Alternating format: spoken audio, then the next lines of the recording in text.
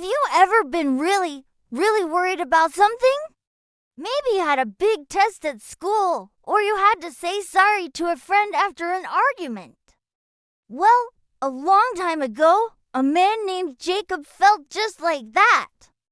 He was super worried because the next day he had to meet his brother, Esau. Years ago, they had a big fight, and Jacob was scared Esau was still angry. That night, Jacob did something interesting.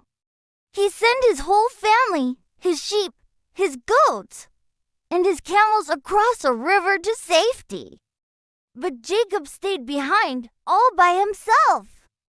The moon was bright, but everything else was dark and quiet. He was alone with his worried thoughts. Suddenly, out of the shadows, a man appeared. He didn't say anything. He just started to wrestle with Jacob. All night long, they wrestled and wrestled. They tumbled on the ground, back and forth, under the silvery moonlight.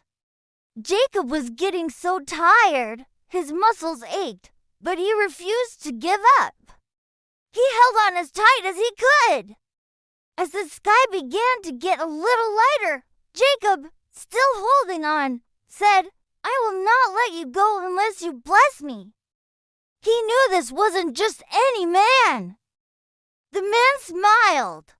He saw how determined and strong Jacob was, even when he was tired and scared. The man said, "You have struggled with both God and with men, and you have overcome. From now on, your name will not be Jacob. Your new name will be Israel." Then, the man gently touched Jacob's hip, and from that day on, Jacob walked with a limp. But his heart wasn't hurting anymore. It was full of a strange and wonderful peace.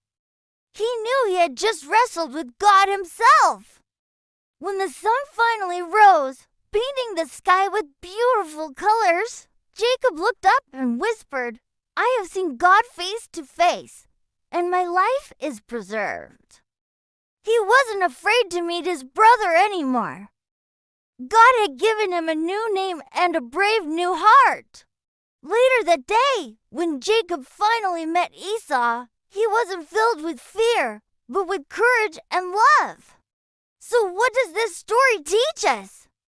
It shows us that when we feel scared or worried, we can talk to God, just like Jacob did. He gives us strength when we feel weak. It also teaches us to never give up.